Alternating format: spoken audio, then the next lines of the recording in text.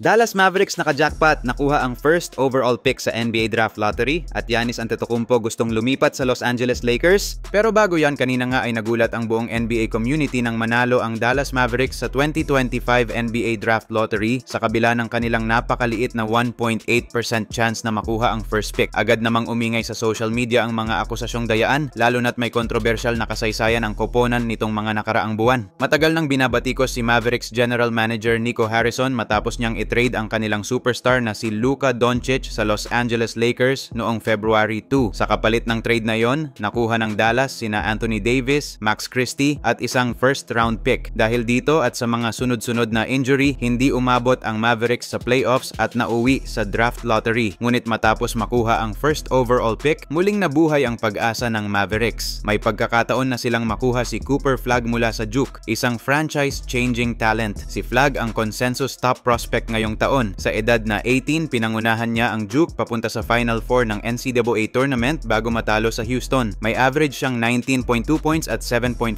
rebounds kada laro at itinanghal na Player of the Year. Kung hindi nga nadaya ang lottery, isa itong pambihirang turnaround sa kasaysayan ng NBA. Mukhang aksidenteng natisod ni Harrison ang isang bagong simula para sa Dallas. Posibleng makabuo si Harrison sa Dallas ng matinding starting five sa paligid ni na Cooper Flagg, Davis, Derek Lively at Kyrie Irving na kasalukuyang nagpapagaling mula sa ACL injury. Ngayon, sa unang pagkakataon sa kasaysayan ng franchise, may tsansa ang Mavericks na pumili ng first overall pick, isang pagkakataong maaaring pumalit kay Doncic bilang bagong muka ng koponan. Samantala, ayon sa pinakahuling ulat ni Shams Charania ng ESPN, tila bukas na ang isipan ng two-time MVP na si Giannis Antetokounmpo sa posibilidad na lumipat sa ibang koponan. Ito ay matapos ang ikatlong sunod-sunod na pagkatalo ng Milwaukee Bucks sa unang round ng playoffs na sinabayan pa ng pagkaka-injury ni Damian Lillard sa kanyang Achilles. Posibleng hindi ito agad gumaling sa oras para sa pagsisimula ng susunod na season. Sa kabila ng pagkatalo ng kanyang koponan, kapansin-pansin pa rin ang mataas na antas ng laro ni Giannis. Sa buong playoffs, nagtala siya ng 33 points, 15.4